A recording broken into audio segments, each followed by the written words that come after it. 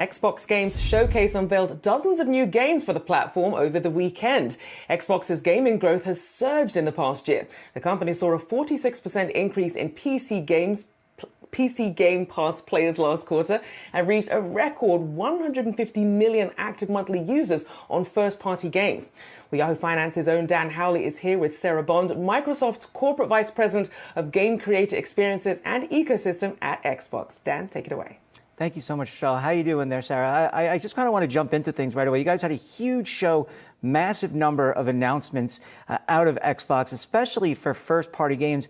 I guess, was this Xbox way of kind of conveying to gamers who may have been clamoring about fears that Microsoft or Xbox wasn't pushing out first-party games that the company is indeed dedicated to this and there are more coming?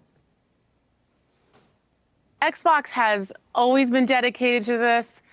We've been working for years and years and years on the games that we revealed today, so it was pretty fantastic, frankly, to get the opportunity to show to fans all of the dedication and work and the things that we've been creating for them. All told, we had 27 games in the show, and 13 of them were for our first-party studios, 21 of them launching into Game Pass.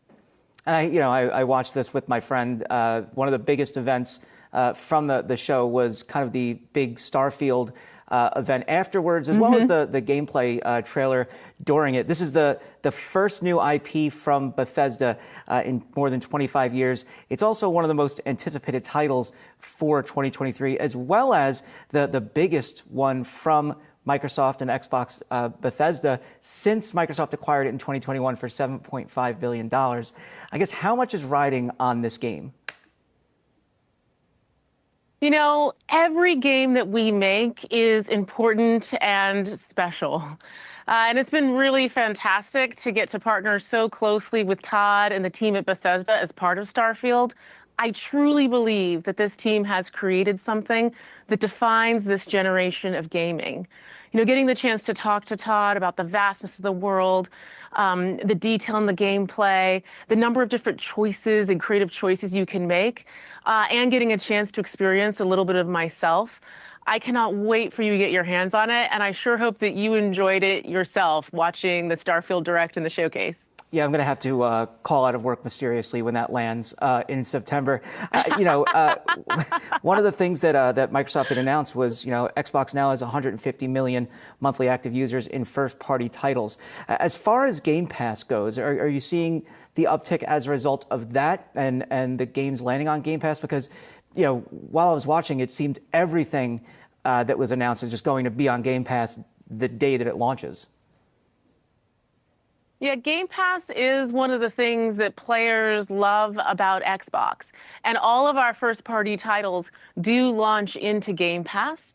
And our subscription business is actually now sitting at over $1 billion a quarter. And so we have just experienced tremendous growth there. That said, another reason why our first-party titles are so popular is we are committed to making them playable, as in many places as people want to play. We also have a very vibrant PC business. We actually also crossed over $1 billion on PC as well. I guess just, as a final here, the 800-pound gorilla in the room, speaking of Game Pass, speaking of, the cloud opportunity that Microsoft has is the Microsoft Activision Blizzard deal. And I know Phil Spencer had mentioned that during the conversation yesterday. Where does Microsoft stand on that? And what can we expect?